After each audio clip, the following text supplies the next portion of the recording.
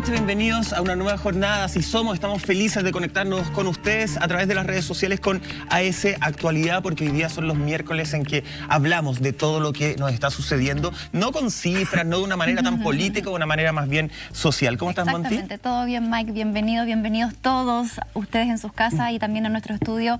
Maestro Salfate, muy bienvenido de regreso a su casa. Lo extrañamos. Con usted. Sí, y te recibimos con muchas buenas energías y mucho cariño porque han sido días difíciles para usted y su familia. Sí, se lo agradezco mucho, la verdad, y me hace bien en parte, digamos, volver a retomar actividades. Así que gracias por el cariño. Aquí estamos para lo que necesite con todo el equipo de Así Somos y el canal completo, que te queremos mucho. Así es. Laura, ¿cómo estás? Hola. Bienvenida a este miércoles de mucha actualidad, de mucha conversación. Tenemos hartos temas hoy día. ¿Les parece si arrancamos por el más amable? Partamos bien, con buena vibra, partamos con una buena noticia, podemos decir, justamente porque el presidente Gabriel Boric fue escogido justamente por la revista Time como una de las 100 personas más influyentes del 2022. Ahí estamos viendo algunas imágenes, una lista en la cual se incluyen, querida Laura, también distintos presidentes. Está el presidente de Ucrania, está el presidente de Estados Unidos, de China, el presidente de Rusia también está incluido en esta lista de los personajes más influyentes de la revista Time. En palabras simples, ¿qué significa que Gabriel Boric, nuestro presidente, esté incluido como un líder a nivel mundial? O sea, para empezar, digamos, si tú ves la lista de los mandatarios que están incluidos, son mandatarios que están hoy día en la palestra. Bueno, Estados Unidos, Rusia y China, grandes potencias siempre, pero está Zelensky también, el presidente de Ucrania, que está en la palestra por el conflicto con Rusia. Claro. Entonces, cuando tú ves en ese sector de poder involucrado el presidente de Chile, obviamente es una muy buena señal, independiente de la lectura que uno pueda hacer de los desafíos que tenga. Es una gran señal tener al presidente en esta lista. A ver, entendemos entonces que hoy día, cuando Boric está acá, nos sirve, ¿cierto?, como un aliciente con respecto a cómo los poderes externos pueden mirar con mejores ojos Chile en una situación, digamos, que para muchos puede ser un poquito tambaleante todavía, donde todos todavía quieren ver dónde echar raíces, entender bien sobre qué terreno están colocando sus pies. ¿A dónde me muevo? Exacto. Entonces, esto no es solamente como un premio, no es un galvano, es una toma de confianza en donde muchos pueden incluso tomar decisiones primordiales con respecto a cómo ayudan o cómo conviven económicamente con nuestro país, las grandes potencias de afuera. Totalmente. Además, esto se enfoca en un proceso que ha sido como una escalera, ¿no? Ha sido ascendente, digamos, en este caso, sí. Que partimos con desconfianza, partimos con una convención tremendamente golpeada mediáticamente cuando todavía ni siquiera está escrito el texto. Entonces, hoy día tenemos a grandes inversores extranjeros, a grandes empresas, a grandes empresarios poniendo los ojos en Chile, viendo que lo que se presumía iba a ser una catástrofe financiera, política, social, con respecto a la llegada de Gabriel Boric al gobierno, se diluye, ¿no? Entonces hoy día tenemos un país que, al menos en ese aspecto, porque hay otros en los que no, está desarrollándose de manera armónica y siempre en ascendencia. Y esta nominación dentro de los 100 líderes, dentro de las 100 personas influyentes, también apunta un poco a eso, ¿no? Como a darle un espaldarazo a un gobierno que está haciendo esfuerzo por ordenar la casa desde varios aspectos y que hasta ahora al menos se nota proactivo. Y justamente esa reseña la hace Joseph Stiglitz, que es un economista muy connotado, ganador de un premio Nobel, quien realiza esta semblanza, y él tiene unas palabras con respecto al que él denomina al presidente obviamente más joven de nuestro país, el que tuvo también mayor votación dentro de nuestra historia, uno de los líderes también más jóvenes del mundo. Y Joseph Stiglitz dice lo siguiente: la victoria del ex líder estudiantil representó un cambio de guardia, pero más importante aún, marcó un cambio de dirección para la economía de Chile y posiblemente del mundo. Está haciendo de Chile nuevamente el laboratorio social, económico y político del mundo. Palabras súper relevantes, porque aquí hay un respaldo, ¿cierto? Un espaldarazo de un economista que ve el proceso desde afuera, porque muchas veces el error que cometemos nosotros es como miramos todo desde adentro y de repente con mucha subjetividad nos cuesta salir de nuestra caja, ¿cierto? Y mirar con otra perspectiva las cosas que se están dando para poder analizar los procesos de cambio, ya no con un sesgo, sino más bien desde una objetividad que muchas veces nos falta. Entonces, este tipo de comentarios viene un poco a aterrizar esta pelota al piso, ¿cierto? Y a bajar un poquito los ánimos, o tanta fake news que anda dando vuelta y estas políticas del terror que nos vamos a derrumbar y bla, bla, bla. Y finalmente de afuera hay gente que nos está viendo de una manera súper positiva. Entendamos que en este listado cada personalidad justamente tiene una reseña, que es la reseña que nos está haciendo, indicando Monty, que de hecho parte, Joseph, indicando el 11 de marzo del 2022, Gabriel Boric, de 36 años, se convirtió en el presidente más joven de la historia de Chile, con más votos emitidos para él que cualquier otro presidente en la historia del país. Un párrafo resumen para él. Sin lugar a dudas, del impacto. ¿Y por qué destaco este párrafo? Porque siento que habla del impacto y de por qué la imagen de Gabriel Boric, tal vez estoy equivocado, Laura, tú me corriges, tiene tanta importancia a nivel internacional. Tiene que ver, me da la sensación, con los cambios que se están generando, sin lugar a dudas, pero también con un cambio que es un poquito mayor, que es un cambio generacional en el poder. Me da la sensación, leyendo, de que por ahí el mundo entero está mirando nuestro país para ver cómo funciona esta nueva generación de líderes que se están asomando aún de manera muy tímida a nivel mundial, para ver si podemos empezar a replicar esta fórmula. Después empezaremos a cambiar constituciones y todo el proceso, pero por eso es la importancia que puede generar de alguna forma Gabriel Boric, a tan poquito de asumir, porque no podemos decir que es por lo que ha hecho, mayormente porque no ha podido hacer mucho, porque no ha tenido tanto tiempo en el poder. Más bien lo que representa. Claro, lo que representa la generación. De hecho, hemos visto sendas notas de prensa hablando de el estilo Boric, ¿no? El rock en la oficina, que pasea por los pasillos, que se mete a la cocina de La Moneda, a saludar a los cocineros, a sacar algo para comer, en fin, o sea, un estilo muy, muy, muy liviano y mucho más impersonal, ¿no? De hecho, Irina Caramano no le pide a todo el mundo que no la trate de usted. Entonces, evidentemente aquí hay una forma de hacer política, una forma de hacer gobierno que es atractiva para todo el mundo, porque es el primer presidente millennial de Latinoamérica y probablemente del mundo. No me atrevería a asegurarlo, no los conozco a todos, pero eso también genera mucha tensión. Entonces, ¿qué es lo que pasa? Que están persistentemente viendo cómo funciona este modelo más coloquial, más light, con menos normas, con menos restricciones. O sea, el Orfeón de Carabineros le tocaba a Nirvana la otra vez a Boric. Entonces, hay una manera de percudida, ¿no? Claro, más cercana a la gente, esto mismo que él va y abraza a las personas, etcétera. Entonces hay un interés en ver cómo funciona esta nueva forma de política después de siglos de tener un estilo político muy conservador, muy tradicional, y que esto quiebra con todos los márgenes. Fíjate que cuando leían el resumen mis amigos, compañeros acá, hablaban de una palabra que me llama la atención y que me parece precisa y también digna de analizar. Chile como laboratorio, como experimento. Es súper interesante porque no cabe la menor duda que nuestros países vecinos parecen que a veces uno los siente más viejos, con otras tradiciones, un poco más arraigados, incluso en sus vínculos folcloristas. En procesos más conservadores. En procesos más conservadores. Entonces pareciera que Chile es de sumo interés para los grandes poderes de allá afuera. Siempre me refiero a los grandes poderes de allá afuera porque para nosotros eso siempre ha dictaminado el oleaje de qué significa vivir en este país. O sea, no hay que perder de vista, por ejemplo, que fuimos el primer país del mundo en llegar al socialismo por las urnas, ¿no? Con la elección de Salvador Allende. Claro. Entonces, fuimos el primer país en instaurar este nefasto sistema de pensiones. Entonces, cuando hablan de laboratorio, también hablan de eso, ¿no? De los procesos sociales y también de los procesos políticos. Con resultados positivos o negativos. Estamos escribiendo una constitución en un estilo de organización y de una forma inédita también en el mundo. Entonces, permanentemente, cada cierta cantidad de años, somos parte de un proceso que se mira justamente así, como un laboratorio. Mira, te dejo plantear una pregunta, pero antes hay un Twitter de nuestro presidente que reacciona frente no solo a esta nominación, sino a las palabras que los economistas han tenido para él, y dice lo siguiente: honrado de este reconocimiento por parte de Time y de la reseña escrita por el Nobel de Economía Joseph Stiglitz. Este reconocimiento responde a la importancia del proyecto colectivo que construimos en nuestro gobierno. Ya, te planteo la pregunta.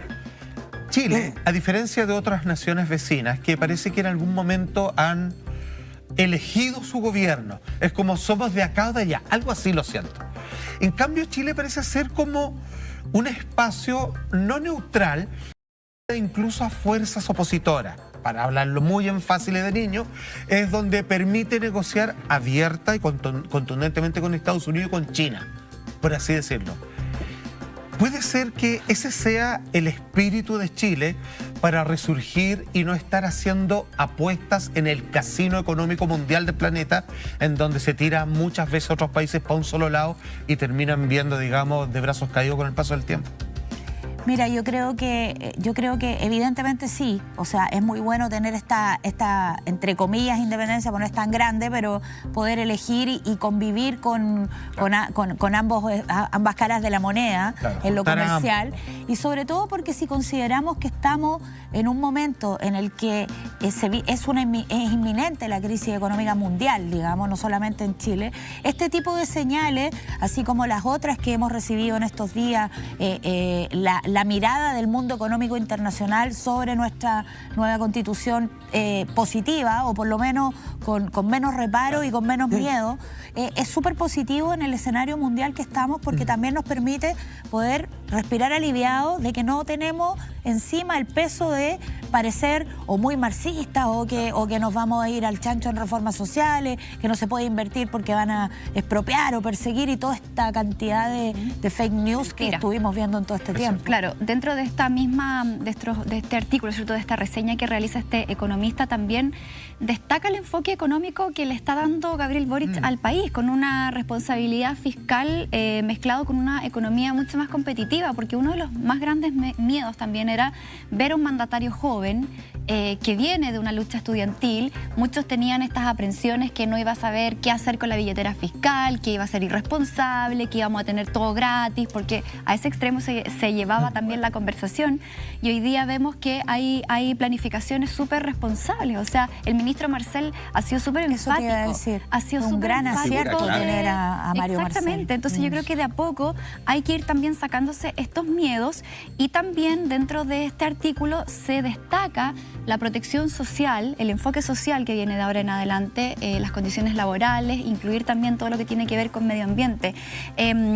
Muchos expertos, ¿cierto?, desde afuera dicen, y mirándolo nuevamente desde la vereda, ¿cierto?, contraria a la nuestra, la única forma en que un país sea establemente económico y que favorezca la inversión extranjera es que haya paz social, es que haya un país estable en donde la gente conviva en armonía y conviva en paz. Más allá de que si estemos de acuerdo o no en cómo se estén haciendo las cosas, pero uno llega más o menos a una media. Y esa media es lo que se busca hoy día, porque finalmente esa, entre comillas, más tranquilidad es la que genera la confianza de los que vienen de afuera a poner sus platas acá. Podríamos decir que en esta pasada hay dos aspectos claves. Uno, y lo mencionaba Monty, la paz social, que todos sabíamos era la mayor seguridad que tenía de alguna forma el presidente Gabriel Boric al momento de asumir. Comparado con el otro candidato, con Kast, ¿cierto?, Gabriel Boric estaba asegurando una paz social, y eso se hablaba de que a nivel internacional también los inversionistas miraban eso y lo tenían que ver, de hecho, como un aliciente bien importante. Me acuerdo de una intervención que tuvo Gonzalo Vinter, justamente en TVN, hablando de esa paz social que era muy importante y que no estaba siendo observada en su minuto. Y el otro aspecto que me acuerdo trajo mucha calma a los inversionistas tenía que ver con el ministro Marcel, cuando justamente asume, que era tener a alguien con experiencia en cuanto al manejo de esta billetera, mesurado, que no era de un extremo, que era el miedo mayor que tenían los inversionistas. Claro. Eso también la jugaba a favor para hoy día poder transformarse en uno de los 100 personajes más influyentes al presidente, ¿no? Sí, yo creo que el transformarlo en uno de los 100 personajes más influyentes tiene más que ver con el tema de generacional, además, digamos, y también con el tema de proyecto país, que va más allá de lo que él haya hecho. O sea, esta lista se hace 2 meses de que Gabriel Boric es presidente.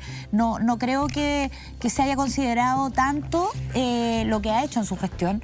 Sí se debe haber considerado, como bien tú dices, el hecho de que el país está medianamente en calma, al menos con respecto al plano económico, que ya conocemos la nueva Constitución y sabemos que no va a provocar ningún tipo de debacle. Por el contrario, se está invitando a invertir en Chile desde el capitalismo propio, digamos. Claro. Entonces, yo creo que es una sumatoria de cosas, pero sí, indudablemente aquí ha tenido un rol muy fundamental Mario Marcel, porque al venir del Banco Central, a ser una persona de centro, mesurada, y que además ha trabajado en políticas públicas financieras con éxito durante tanto tiempo, automáticamente generaba una confianza, ¿no? Y creo que ese es como el sino de este gobierno, como que de a poco, al menos hasta ahora, y esperemos que siga así, ha ido como separando el pasto de la paja y abriendo camino a demostrar que nada va a ser tan radical y que todo está muy pensado desde el aspecto social, pero sin perder de vista la billetera fiscal y la billetera de los inversores. Claro. Chile, país que adoro y que siempre he dicho, nunca podría vivir en otra nación que no sea esta, para bien o para mal, digamos. Pero mi pregunta tiene que ver un poco si es que los chilenos les gusta que las cosas vengan sanitizadas de afuera. Es como, aquí no es nadie, de esfuerzo, nadie sabe quién es, va afuera, gana un premio, gracias por existir. Ya. Estos premios movilizan la brújula interna de Chile. Es como, para afuera ya estamos claros que sí. Calma lo de adentro, nos sirve y es como, ok, agarremos la confianza, dejemos que las cosas se hagan, quedémonos un poquito tranquilos, digamos, no desesperemos y dejemos que avancen. Parece que se está haciendo bien, afuera están diciendo eso. Mira, en otro contexto podría haber funcionado mejor. En este contexto está difícil porque hay muchos temas basta despertar en la mañana para ver la cantidad de dramas cotidianos que estamos viviendo en el país, en Santiago, en regiones, la delincuencia, el narcotráfico, etcétera.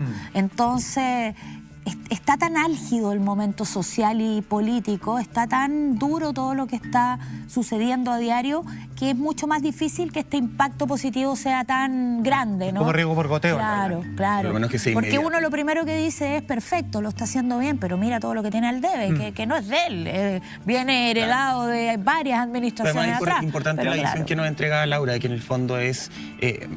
pareciera ser más bien una nominación por lo que simboliza. Claro. Es justamente lo que se ha podido hacer, que no es culpa de él, si lleva muy poco tiempo. Yo también siento que el presidente, nuestro actual presidente, como que lo estamos constantemente evaluando casi todas las semanas, en general los chilenos, los medios de comunicación, cuando de una semana a otra no se puede hacer mucho. Y acá una carita feliz. Y acá una carita feliz. Queríamos partir de forma amable este capítulo de hoy, porque pucha que nos cuesta hacer los miércoles de actualidad, porque generalmente lo que atraviesan estos capítulos es la violencia. Y nos vamos justamente a una preocupación que se ha generado tras la quema del bus del Transantiago. Pasemos a revisar el siguiente titular. Uno más. La tercera.com dice justamente, 2 detenidos. Bus del Transantiago terminó totalmente quemado en pleno centro de Santiago. Esto fue el lunes alrededor de las 9:44 de la mañana. Estamos viendo las cámaras de seguridad que grafican todo este evento. En la intersección de las calles Ricardo Camin con Alameda, donde un grupo de aproximadamente 9 personas, 9 jóvenes con overoles blancos, se habla incluso de que podrían haber sido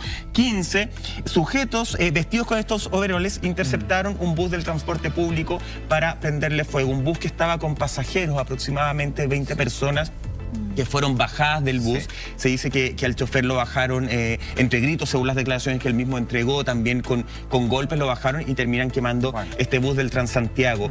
Laura, se tomaron detenidos a 2 jóvenes, ahí estamos viendo algunas imágenes de apoyo, y ayer justamente el 7º Juzgado de Garantía de Santiago decretó la internación provisoria y estableció un plazo de 90 días para la investigación para uno de los jóvenes que se tomó detenido, que era justamente el que vestía el overol blanco, un joven de 16 años, que se confirmó que pertenecía al liceo de aplicación, iba en tercero medio, si mal no recuerdo. Él quedó con esta internación provisoria en un centro del Sename mientras dure la investigación. El otro chico quedó en libertad porque se comprobó que solamente había estado en el momento grabando la toma de detención de un compañero. De hecho, no estaba con este overol blanco. ¿Cierto? Ese es más o menos el escenario de lo que sucedió. Sí. Queremos conversar de esto, queremos conversar de la violencia que se está tomando a las calles. de este fenómeno, si es que se puede llamar fenómeno de overoles blancos, que viene desde el año 2018. Hay algunas personas que se preguntan si es un grupo organizado, no es organizado. La furia, la rabia que tienen nuestros jóvenes no es gratuita. Por algo está sucediendo, eso lo planteamos en Así Somos, pero después de la siguiente pausa.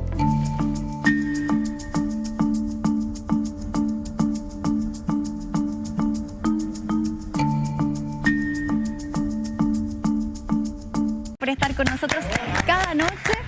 Y ahora sí, volvemos a esta cuota de realidad, chiquillos. Saben que el ministro de Transporte y Telecomunicaciones da una cifra bien alarmante. Ya en lo que va del año van 30 buses quemados. Sí. Y cada bus vale $300.000, algo así como 260 millones de pesos.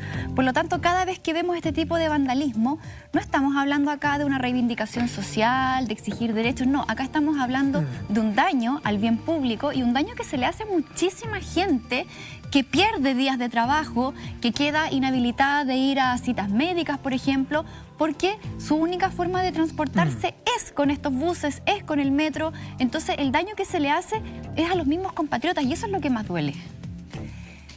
A la misma clase perjudicada siempre. Exacto. Sí. No sé, la vamos a transparentar algo. Sentimos que es bien complejo tocar este tema. Eso mismo te iba a decir. Es súper muy difícil, complejo. Laura, porque, y lo conversábamos en esta pausa comercial cortita que tuvimos, de alguna forma se puede asemejar al estallido social. En el sentido en que yo jamás voy a ocupar, por ejemplo, un medio de comunicación para justificar a alguien que quema un bus o que quema una farmacia. Sin lugar a dudas que no es el camino. Lo ha dicho el presidente de la República, Gabriel Boric. Lo dijo también el ministro de Educación. Oye, las puertas del ministerio están abiertas para cuando quieran conversar. Eso es injustificable. Pero también es muy difícil, Laura, usar un medio de comunicación para criminalizar en exceso, digamos. Y no entender que esos jóvenes no decidieron, creo yo, puedo estar equivocado, ir a quemar ese bus. Esos jóvenes probablemente están en la cultura de que mientras no hago ruido, y ruido violento, porque así lo aprendimos también con el estallido social, cuando las manifestaciones eran súper suaves, nadie los pescó. Sí, y cuando las manifestaciones fueron violentas, fueron duras, ahí justamente el ministerio dijo, ¿sabéis que no vamos a subir nada la platita mejor porque puede quedar la embarra? En esa cultura los jóvenes se han criado, entonces cuesta criminalizarlos sin entender que hay un contexto y que nadie eligió, me imagino yo, al primer día salir a quemar un bus. O ir a un colegio con guarenes en el casino, o con el techo que se llueve, etcétera. Hay una rabia detrás que hay que tratar de entender. Yo creo que en este análisis también hay que agregar otro elemento que no es menor y que lo conversábamos en la pauta previa, que es que hablamos de alumnos, lo vimos con los que quemaron el bus el día lunes, alumnos que en general tienen buenas notas, que tienen un alto rendimiento académico, alumnos que son muy letrados, que leen libros, que se informan, que se educan, y dentro de este grupo ha habido efectivamente, y lo han reconocido los propios dirigentes de los colegios emblemáticos, un grupo muy radicalizado que se ha pegado hacia el lado del anarquismo, ¿no? Lo decía el presidente del Centro de Alumnos del Liceo de Aplicación, justamente donde y el anarquismo, precisamente lo que señala es eso, ¿no? Que ya la sociedad está en un punto de tal indiferencia que tienes que romper con todo, destruirlo todo. Claro. Entonces, cuando vemos que se organizan, que se visten de una manera, que hay entre comillas una mística detrás de lo que hacen para ellos, de la manera que lo hacen, te das cuenta que efectivamente hemos llegado a un punto en el que después de 15 años de lucha estudiantil, donde persistentemente y por distintos gobiernos no se han escuchado sus demandas, que son básicas, es comida, infraestructura, y que profesores, siguen siendo las mismas, con la diferencia que se suman más. Claro, llega un grupo que se radicaliza. Eso no significa en absoluto que uno esté de acuerdo con que alguien vaya y queme un bus o que haga cualquier tipo de daño. Violento. O sea, vimos en el Instituto Nacional cómo se quemaba la inspectoría. Es su propio colegio, estáis peleando por tener mejor infraestructura y vayas y quemas la propia infraestructura que quieres que te mejoren. Entonces, suena muy ilógico desde nuestra lógica de adultos responsables que pensamos y que miramos esto. Pero cuando uno ve el problema de fondo, te terminas dando cuenta que es necesario atacarlo desde más abajo. ¿Por qué se genera este descontento y por qué el descontento llega a esto?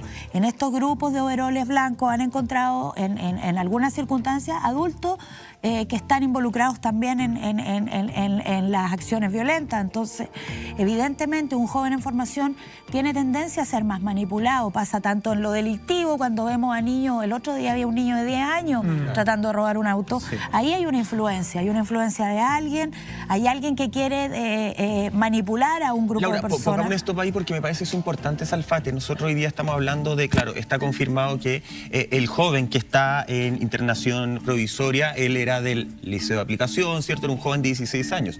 Pero no podemos asegurar que todo el resto de los overoles blancos sean efectivamente estudiantes del liceo de aplicación o estudiantes. Como bien dice Laura, pueden existir infiltrados que están de alguna forma maniando la mentalidad de estos cabros. Recordemos que este es un fenómeno que viene desde el año 2018, claro.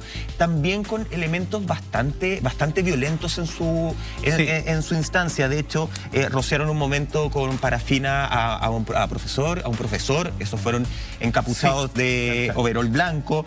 2 semanas después, en septiembre del 2018 también, ahí estamos viendo un apoyo, muchas gracias equipo. Otro personaje vestido con el traje blanco lanzó una molotov a 1 metro de distancia, un carabinero. O sea, son un grupo que tampoco podemos asegurar que todos sean estudiantes. Sí, a ver, por ejemplo, si yo tuviera que comparar esto con mi experiencia personal, yo salí del Instituto Nacional a mediados de los 80. En aquel entonces existía el PIO, que es Partido Institutano Opositor. O sea, en ese momento las facciones estaban bien claras, digamos. Era el pueblo y el gobierno de Pinochet. Con toda tristeza, debo decir, bueno, más de alguna manifestación que participé sin ser parte, digamos, de la agrupación organizadora de este movimiento, me llegaron palos.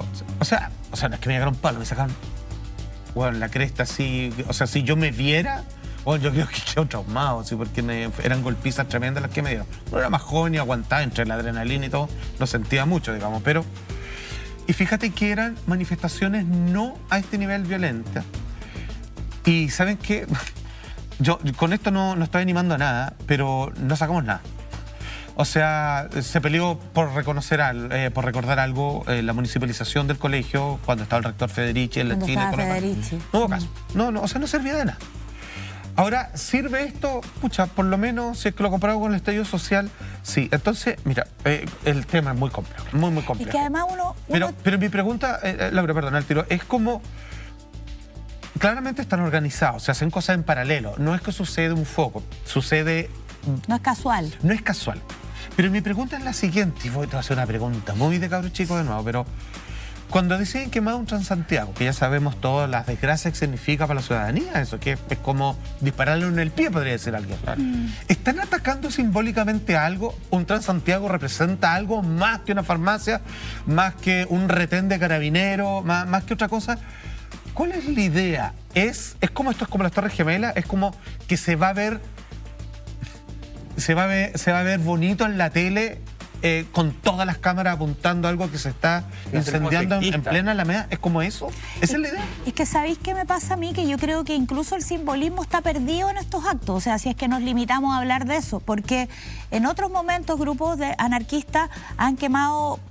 bancos, sucursales de bancos, cadenas de farmacia que son multinacionales o que por lo menos son coludidas. Entonces, ahí sí hay un simbolismo, te guste o no, estés de acuerdo o no, evidentemente, insisto, nadie está de acuerdo con la violencia, pero hay un acto representativo, simbólico. ¿No? Claro, simbólico. Pero en este caso, cuando tú hablas, que es lo que bien decía la Monte al principio, cuando tú hablas de quemar un bus de transporte público donde tu abuela, por la que peleaste cuando te subiste al torniquete diciendo que no eran 30 pesos, que eran 30 años, la dejas sin su medio de transporte y probablemente se levanta más temprano porque hay menos micro. Entonces, no tiene ni una lógica. Pero es efectivo en el sentido en que sí llaman la atención. O sea, es efectivo en que si estos cabros, sin la quema del bus, ojo, yo no estoy estoy tratando de... Pero de también ver la generan distinta- más No, sí, odio. estamos tratando de entender el proceso, Sí, digamos, de entender el proceso. la situación. Yo no estoy de acuerdo para nada. O sea, quiero que eso se entienda. Pero no generan simpatía tampoco. No o sea, generan simpatía, pero ¿no? ¿qué generan? Nosotros hoy día estamos en este programa hablando de ellos. Nosotros hoy día ocupamos 2, 5, 6 minutos para recordar nuevamente que hay colegios como el Instituto Nacional, como el Liceo de Aplicación, que tienen que comer literal entre ratones. Son efectivos en el caso en que la prensa hoy día, ayer nos despertamos y estaba en todos lados conversando de esto. Entonces, ¿estoy de acuerdo con la forma? No estoy de acuerdo con la forma, pero tampoco estoy de acuerdo con un país que las autoridades tienen que esperar a que se queme un bus, a que se queme una farmacia, a que se queme un banco para empezar a reaccionar. Entonces, mi gran pregunta, mi trasfondo es, ¿la culpa es de los cabros que terminan quemando este bus? ¿O la culpa es del Estado que no da garantías absolutamente de nada hasta que no hay una actitud de violencia? No sé cómo lo veis tú, Monty, que eres mucho más cuerda que yo en tu pensar. No, Bueno, cualquiera más cuerdo que yo Es un también. problema súper complejo, pues y es multidimensional. Claramente estas demandas estudiantiles se arrastran durante muchísimo tiempo. O sea, ayer leía que el Liceo de Aplicación tiene como 129 años y probablemente estén ocupando los mismos pupitres hace 100 años. O sea, Sí. En el Instituto Nacional me consta que son los existen. mismos. En las salas de más arriba Estos de madera, están estos de ¿cierto? madera. Que están empotrados. Me consta. También me Con acuerdo. generaciones que tenían otra altura, otra forma Claro. incluso física. Sí, mira, yo una vez tuve que, por trabajo también, ir al Instituto Nacional cuando era solo de hombre, hace varios años atrás, y en realidad me sorprendió lo antiguo que era todo, sabiendo el nivel de alumnos que hay ahí adentro, porque de verdad, estos son Y además a mí me tocó dormir en el Instituto Nacional.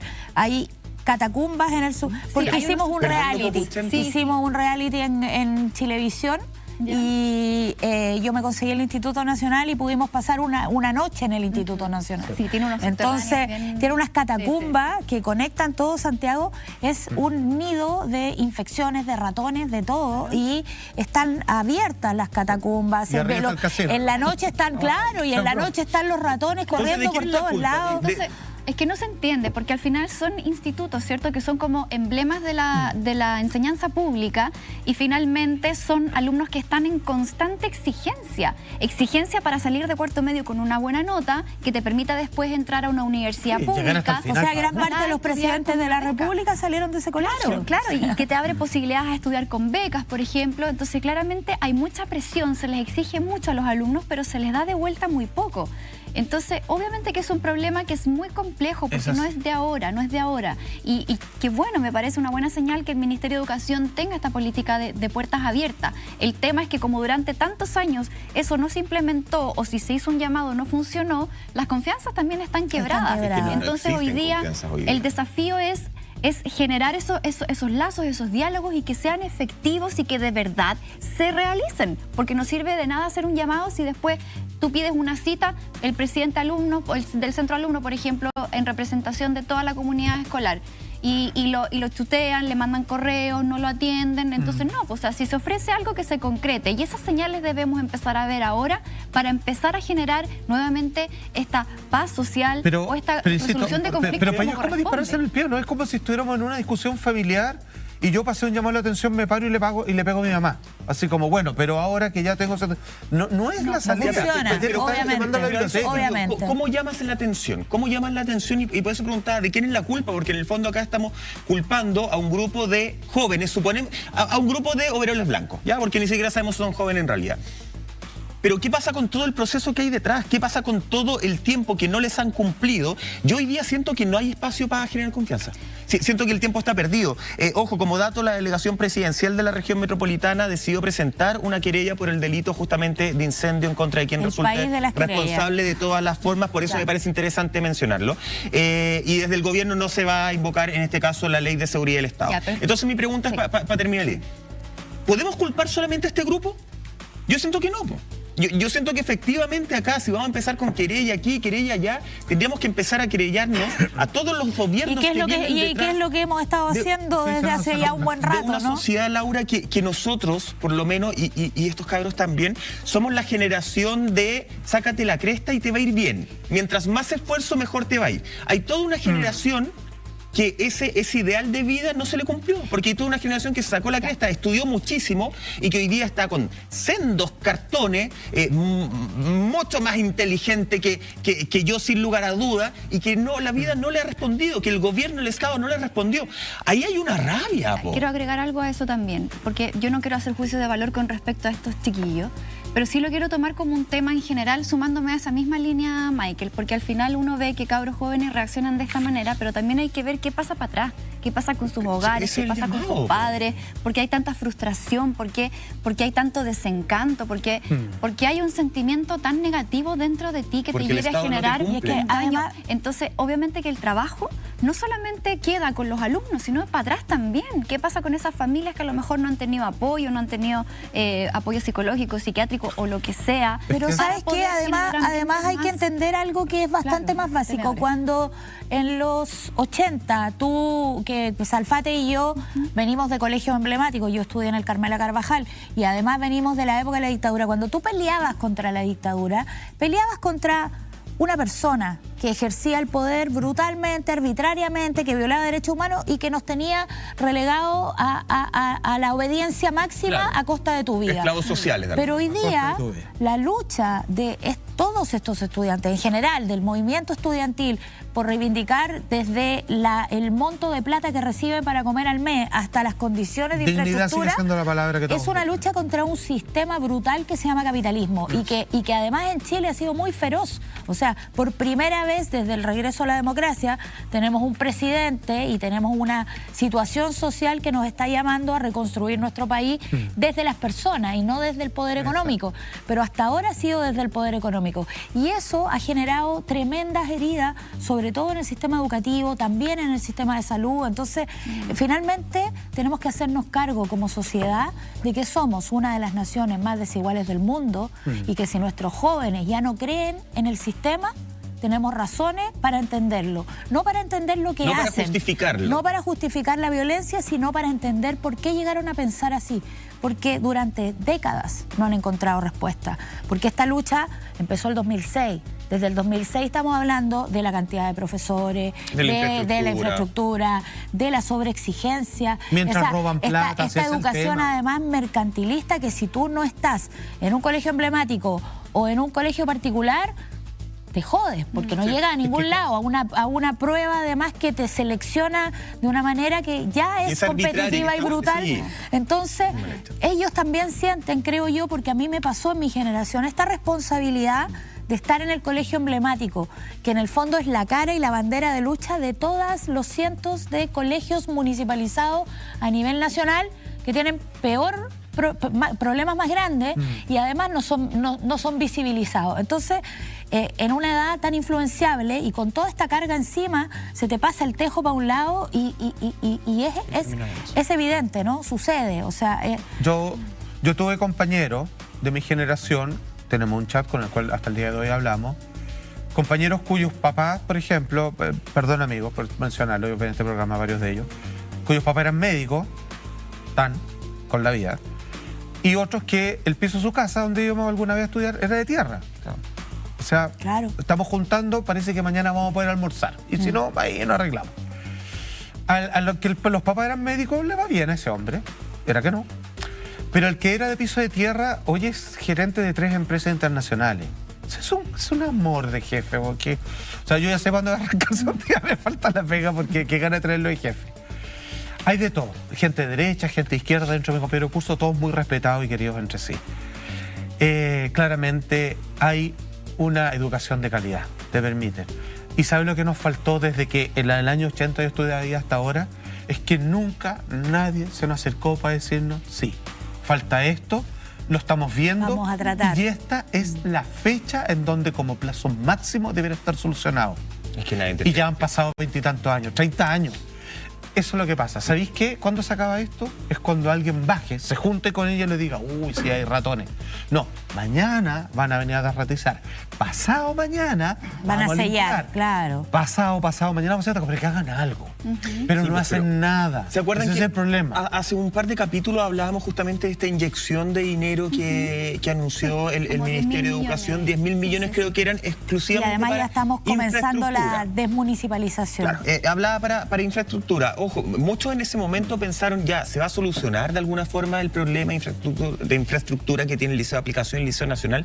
Y no, porque nosotros hablamos de estos liceos emblemáticos de la región metropolitana, pero nos falta la realidad. Ojo, bueno. ni siquiera País. sabemos si el Liceo de Aplicación, si el Liceo Nacional van a entrar en esta lógica bajo estos 10.000 millones, porque hay una realidad país, que si hoy día nosotros hablamos de estos liceos emblemáticos con ratones, donde las mesas son del año de hace 15, 100 años. 40 años, 100 años, vámonos a regiones donde todavía hay colegios que efectivamente ni siquiera tienen una ventana para poder poner en el invierno y los profesores tienen que estar tapando con plástico para que no entre el frío a la sala. O sea, esa es la realidad país, no solamente lo de estos colegios. Entonces, 10.000 millones, los expertos decían, se hace absolutamente No es nada. nada. Vas a hacer un Lamentablemente. chiste para arreglar todo lo que tienes que arreglar, desde la cañería que está mal y que el baño, perdónenme, esté hediondo todo el día y ese hediondez te pasa a la sala, hasta poder tener de alguna forma un lugar digno para almorzar. ¿Lo vamos a solucionar nosotros en esta mesa? No lo vamos a solucionar, pero sí queremos poner todas las aristas para que ustedes puedan conversar en sus casas también. No queremos criticar por criticar, queremos aportar de alguna forma. Oye, seguimos con esta conversación, pero antes los queremos dejar con el siguiente consejo de nuestro tremendo auspiciador, Yerba Mate Verde Flor. La naturaleza les da vida y nosotros las elegimos, las mezclamos para unirlas en una fusión de yerba mate única. Verde Flor, la yerba mate compuesta más vendida en Chile.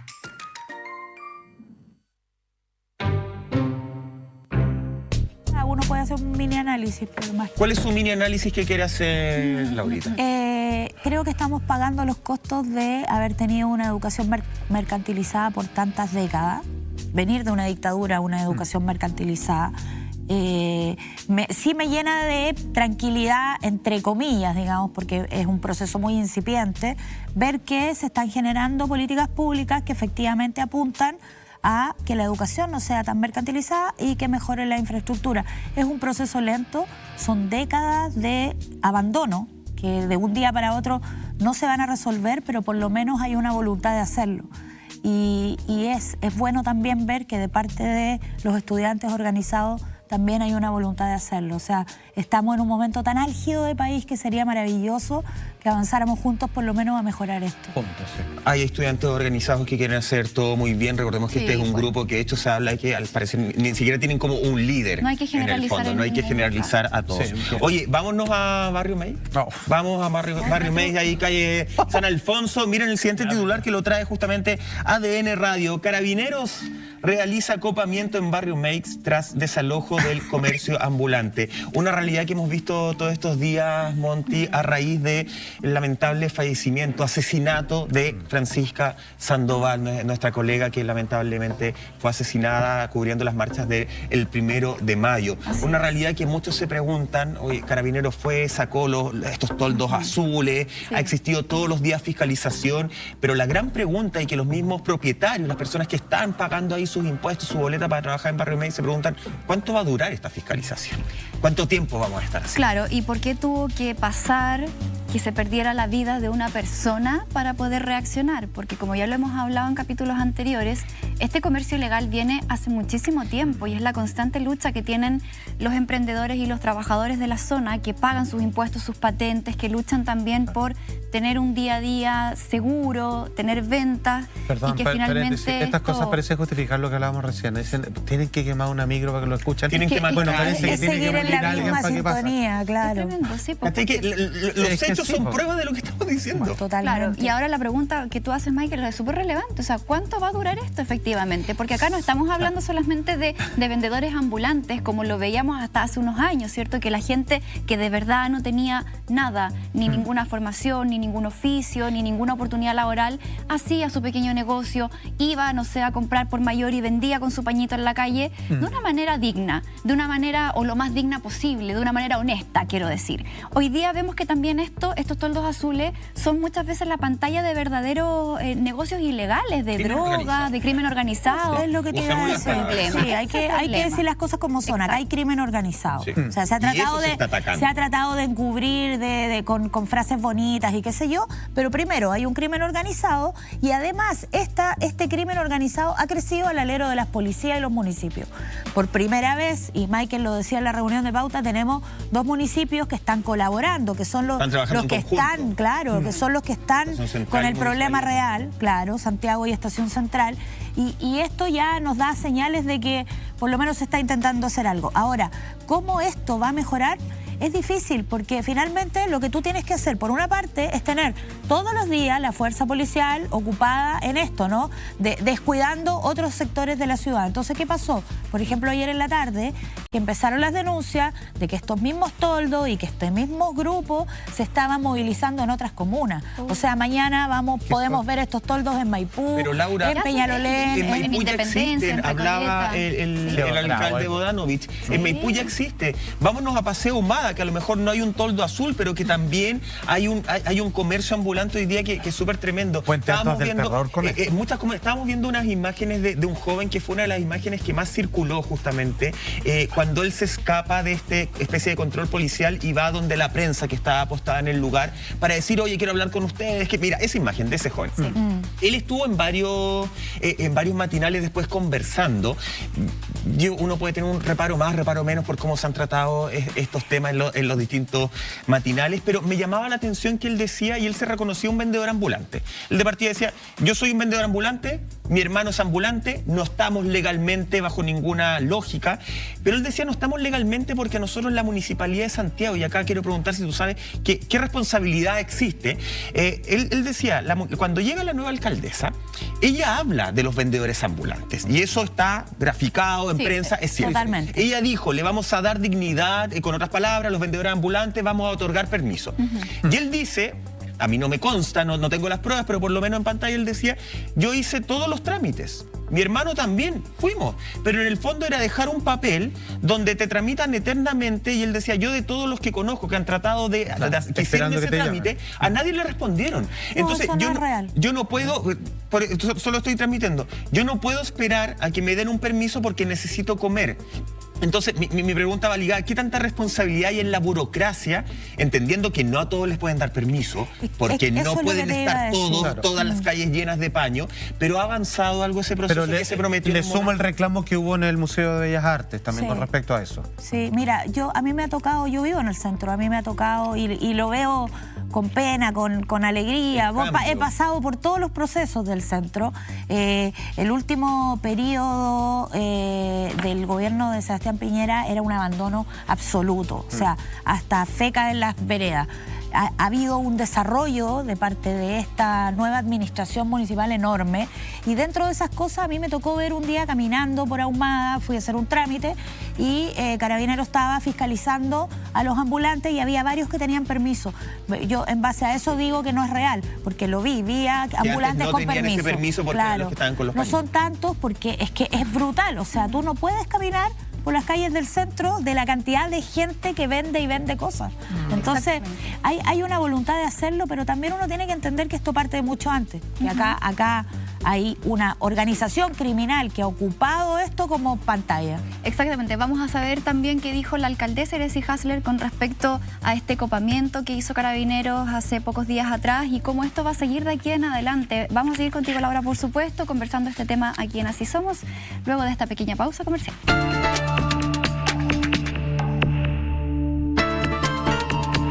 Muchas gracias por estar con nosotros. Regresamos entonces a este operativo que hubo para sacar estos famosos toldos azules del barrio Meix, ¿cierto? Puntualmente, en realidad este comercio ambulante que es ilegal, ahí está el problema, en donde también se han visto otro tipo de comercios ilegales como drogas, ¿cierto? Y bueno, tantas cosas que han ocurrido y que se han destapado este último tiempo. ¿Qué decía la alcaldesa Iracy Hasler, Michael, con respecto a esto?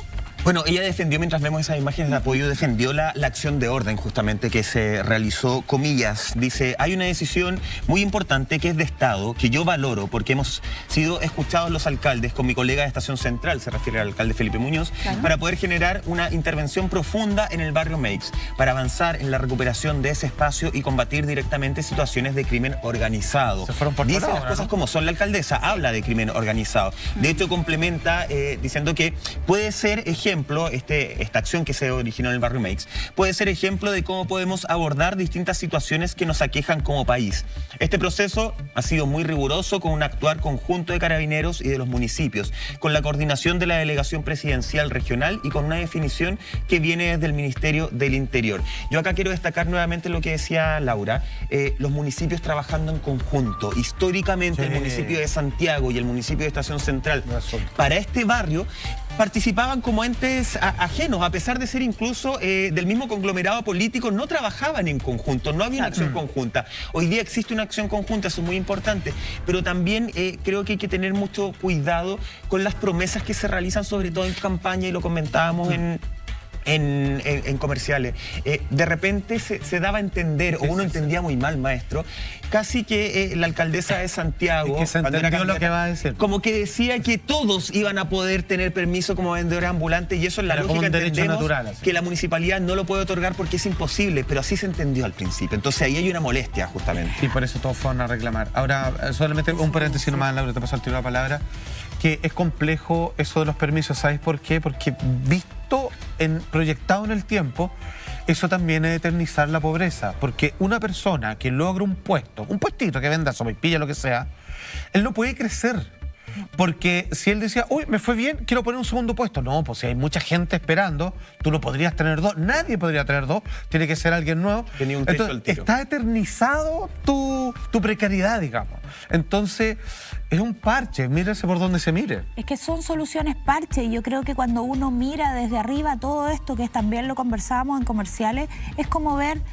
finalmente estamos en el momento del fracaso de décadas de políticas públicas. Entonces, hoy día lo único que se puede hacer para comenzar a reconstruir es tapar hoyos.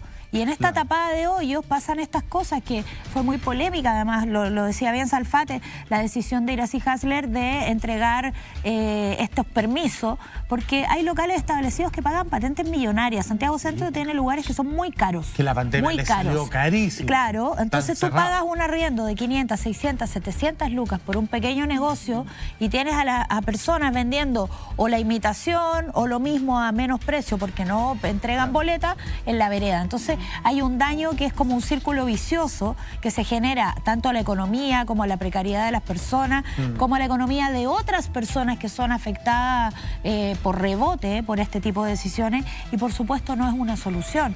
Ahora sí me parece que es muy bueno recuperar los espacios públicos, que es lo que decía la alcaldesa, porque en la medida que estas políticas funcionen, tienes la posibilidad de ir encerrando al crimen organizado, pero esto también tiene que tener, primero, una participación activa y eficiente de parte de la Fiscalía y, sobre todas las cosas, de las policías, porque hemos visto situaciones que ocurren a los ojos de Carabineros y a nadie le importan. La misma muerte de Francisca el 1 de mayo. ¿Verdad? O sea, ¿por qué había personas con pistolas si había tanto contingente policial y nadie hizo nada? Entonces, acá tenemos una tarea de largo aliento y bastante grande, y también además hay que generar algún tipo de política de seguridad. Sí, para que esto dure totalmente. Así, y además, es lo que dicen los propietarios de Barrio Meix. Y además tienes que tener organizada a las policías a nivel Santiago, a nivel ciudad, porque ahora pasa eso, se trasladan de un lado a otro. Entonces, evidentemente, ahí también hay algo que resolver. Yo creo que aquí, como en todos los temas país que estamos enfrentando hoy día, lo más importante es tener buena inteligencia. porque al tener buena inteligencia tú puedes llegar a distinguir quién es el que vende los toldos, quiénes son los que trabajan con él y puedes desarticular las bandas de crimen organizado. Y no afectar a la gente que de verdad quiere surgir y que quiere tener un trabajo con su permiso como corresponde y pagar su patente, o sea, hacer esa separación, ¿cierto? Vamos a seguir pendientes de lo que ocurre, sobre todo en el centro de Santiago, que sabemos que es una tarea que queda todavía. Nosotros vamos a fiscalizar. Sí, vamos a estar transparentando, al menos poniéndolo acá en el programa. Hay otro caso que también nos conmueve muchísimo y es el desarrollo del juicio oral contra los acusados del crimen de Tamara Moya, esta pequeña de 5 años que el 28 de febrero del año 2021 iba en el auto junto a su madre y ellas iban camino a su casa, sufrieron una encerrona y uno de los asaltantes le quita la vida a esta pequeñita que vemos en pantalla. El titular ya lo dice, inicia juicio oral contra los acusados del crimen de Tamara Moya durante la encerrona en Huechuraba.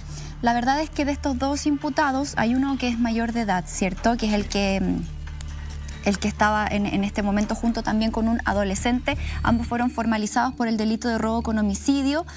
Ambos están privados de libertad y se solicita el presidio perpetuo calificado para el adulto y una internación de régimen privado por 10 años para el adolescente, que ambas son las penas máximas que se pueden pedir en este momento. Pero este caso es súper emblemático porque además de ser tremendamente doloroso, pucha que cuesta hablar cuando hay niños y hay situaciones tan tremendas, pero hay todo un trabajo que se viene por delante también en materia legislativa. A mí me van a perdonar, cuando hablamos del menor de edad, y acá lo dijo el papá también de Tamara, no estamos hablando de un niño de 10 años. Es un adolescente. Estamos hablando de un adolescente que por muy poco tiempo no es mayor de edad. Exacto. Entonces, efectivamente, son las mayores penas que se permiten bajo el sistema de justicia que tenemos nosotros hoy día, sí. Pero que una persona, por haber participado en el asesinato de una niña de 5 años, que por escasos meses no sea mayor de edad, a mí me parece que pedir 10 años es de verdad una vergüenza para el dolor, más con la familia de Tamara que ha tenido que sufrir, pero ya algo que no logro entender el sufrimiento y no logro entender cómo se han podido poner de pie. El otro día lo decía el papá de Tamara, en Hola Chile, yo tenía como la esperanza de que cuando se dieran cuenta que habían matado a una niña, no sé, sintieran algún tipo de remordimiento. Y después nos encontramos con la filtración de distintos mensajes donde, según las palabras incluso del fiscal José Morales, y lo cito textual, cuando se dirigían a vender ese auto se jactaban de haber dado muerte a Tamara. O sea, estamos hablando de personas que se vanagloriaban de haber asesinado a una niña. Creo que esa pena de 10 años es tremendamente injusta, Laura. Entiendo el sistema legal en el que estamos, pero moralmente, éticamente, humanamente, me parece que es una vergüenza. Sí, totalmente. Además, bueno, todos fuimos testigos, como bien decía Monty, de la brutalidad de esta situación. Pues no les costaba nada dejar que la mamá se llevara a Tamara y llevarse el auto. O sea, aquí... Mujer y además, que nunca puso resistencia. Y además se confirma con lo que relata el fiscal en este juicio, que es que se jactaban, ¿no? Entonces, en el fondo, no tienen ni una conciencia, no les interesa y hasta les parece divertido. Yo creo que la pena es baja, pensando en el delito propiamente tal, pero sí también quisiera creer que al menos al ser efectiva ya hay algo. A mí me preocupa no solo que la pena sea baja, sino además que en este país las penas no son reales. Lo hemos visto en cuántos casos de gente que ha salido, ha vuelto a asesinar, ha vuelto a violar. Las penas no son efectivas y eso también es una situación muy preocupante, porque a lo mejor este menor de edad va a estar afuera en 5 y no en 10 años más y va a estar cometiendo nuevamente delitos parecidos. Además tenemos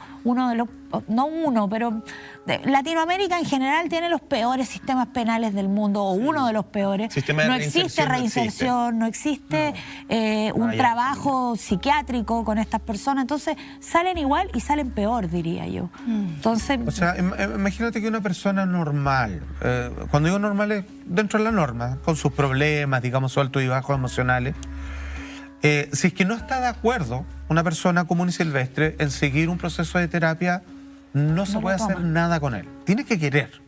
Quiero salir de esto, quiero mejorar, etcétera, etcétera. Si esta persona no quieren, no les interesa, no tienen ningún respeto por la vida ajena, yo no sé si estas penas significan desde el Excel que cuando salga va a salir un ángel de ahí. O sea, que va a salir a los 27 años. O sea, mucho peor, con ganas de desquitarse y con ganas de recuperar el tiempo perdido con todo lo que no ha ganado y la vida a la que está acostumbrado. Hay que reformular esto, porque hay que entender cuál fue el fracaso como sociedad y por lo mismo saber quién entra a la cárcel y quién sale. Y con el dolor del alma, digamos. O sea, si fallamos, bueno, no le podemos entregar a un niño y se convirtió en eso. Pero el hecho de que salga es que van a morir más personas inocentes. Y hay que asumirlo nomás con todo el dolor que eso significa. Yo creo además que este caso nos llama a pensar en otra parte de esta situación que también es muy dramática y que se puede mejorar y se puede mejorar con efectividad, que es el hecho de que después de ocurrido esto, tampoco hubo un gran operativo de inteligencia policial para encontrarlos. O sea, ellos siguieron haciendo lo mismo, caen por otra cosa y hoy hicimos el match. Claro, entonces en el fondo es como... No detienen nada. Las policías también tienen una responsabilidad en esto. Los tribunales tienen una responsabilidad en esto, la fiscalía, en perseguir los delitos. En este país los delitos no se persiguen. Hay una cantidad de delitos no resueltos, de delitos gravísimos, y el de Tamara podría haber engrosado esta lista si no fuera por esta coincidencia en la que se hace este match, ¿no? Oye, quiero decir unas palabras del abogado querellante Marcelo Castillo. Él dice: este es el asesinato más alevoso y a sangre fría, diría yo, que se ha cometido en la historia de Chile en un delito de esta naturaleza contra una menor de edad. De ese tipo de delito estamos hablando, de cuando hay justamente alevosía. Recordemos que en este caso la mamá de Tamara nunca, y aunque hubiera puesto resistencia, pero nunca la puso. Ella simplemente quería salir y sacar a su pequeña. Eso era todo lo que ella quería y estos tipos no le permitieron eso. O sea, acá hay un asunto, yo no sé bajo qué sustancias pueden estar involucrados, no sé su historia, sabemos que tienen como un trencito de delito, sí, Laura. De hecho, estuvieron involucrados con un mall capitalino, con el disparo a una persona de justicia, y ahí si puede disparar y arrancar, puede dejar que una mamá saque a su hija. Y además se empieza a rastrear la huella de ellos. Al papá de Tamara, o sea, terrible. ¿No puede explicar eso de la amenaza de muerte? Ellos sentían que el papá de Tamara los perseguía. De hecho, llegaban a tanto, y aquí uno entiende también que hay un delirio que probablemente está provocado o por una enfermedad mental o por droga. Claro, súper psicoseados, como decís tú, porque en el fondo ellos pensaban y lo veían, decían: oye, pero ahí no va el papá de Tamara, y no era. Entonces ellos pensaban que el papá de Tamara los perseguía, como el papá de Tamara había dicho: los voy a perseguir hasta que los encuentre, y entonces deciden amenazarlo. Exacto. Mira, revisemos lo que dijo justamente Raúl Moya, papá de Tamara, con respecto a estas amenazas de muerte. Al día siguiente de que muere este sujeto, Luchito, otro más de sus compinches, no uno de los que está preso ahora, me empieza a hablar al Messenger amenazándome de muerte, porque yo había ido a la población donde vive esta gente para hacer un auto de no sé qué color y los agarré a balazos y toda la cuestión.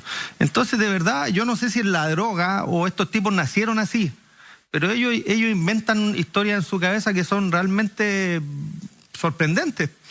Y yo te lo digo, una vez tú me tiraste la oreja cuando estuvimos en contacto, porque yo sé que estamos en un horario donde también ven menores. Pero si yo hubiera hecho eso, yo levanto la mano y digo: yo fui. Porque la gran diferencia entre esa gente y yo es que yo sí soy hombrecito para mis cosas. Tú has dado la cara siempre. Y eso es lo que les molesta.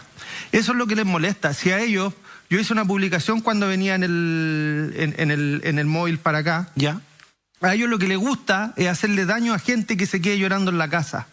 Gente que no sea capaz de abrir la boca ni apuntarlos con el dedo. Porque cuando eso pasa, cuando tú los pones en evidencia, ellos mismos se dan cuenta de su propia miseria. Hoy día Camila testificó y no eran capaces de levantar la cara. Así de miserables son. Oye, sin duda uno de los casos más violentos y más dolorosos que nos ha tocado ver estos últimos años. Una violencia desmedida, una delincuencia sin control. Vamos a seguir hablando de este tema, por supuesto. Vamos a hacer una pequeña pausa. Ya estamos de regreso esta noche aquí en Así Somos. Seguimos en este capítulo de A esa actualidad y estábamos revisando ahí las palabras justamente de Raúl Moya, quien conversó en Hola Chile largo y tendido, y hablaba, claro, de esto que tú nos estabas contando, Laura, de que ellos se pasaban la información de, oye, parece que el papá de la niña es el que estaba ahí, con cero remordimiento. En esos mensajes, en esas conversaciones se nota absolutamente cero remordimiento. Para ellos, súper feo lo que decir, pero el asesinar a una niña era un trámite de su trabajo. Así lo veían, básicamente. Y casi como una medalla, diría yo, ¿no? Como un premio. Maté a alguien y era niña, claro. Terrible. Mira, la verdad es que yo me quedo con una parte de las palabras del papá de Tamara que es cuando él dice, ellos esperan que uno agache la cabeza y que les tenga miedo, y yo no les tengo miedo y por eso reaccionan así. Él los enfrentó a través de la prensa. Totalmente, él desde el minuto 1, pero por otro lado también vemos que ni siquiera eso frena hoy día lo que está pasando, porque sin ir más lejos, hace 2 días entraron a robar a una casa, a la casa de una pareja, a llevarse los 2 autos que tenía, y no conformes con eso, además violaron a la mujer que era la propietaria del auto. Entonces estamos en un punto en el que nuestras reacciones como ciudadanos, si bien podrían haber intimidado en otro momento a los delincuentes, hoy día no sucede. Entonces se requieren políticas públicas de calidad para terminar con este tipo de situaciones, porque la verdad es lamentable. Yo insisto, lo grave que es que si no hubiera ocurrido esta casualidad, los asesinos de Tamara no estarían presos. No estarían presos. Salfa. No hay mucho es que no hay justicia, punto. O sea, yo los conozco a los papás de Tamara. Antes de que todo esto ocurriese, a ellos los mataron. O sea, no, es otra la mamá, es otra la persona que yo conocí. No sé, no sirvo para decir nada. Lo que pasa es que todo lo que hagan me parece poco, me parece al debe. Yo creo que el único llamado que podemos hacer hoy día, Monty, es a la ley Tamara.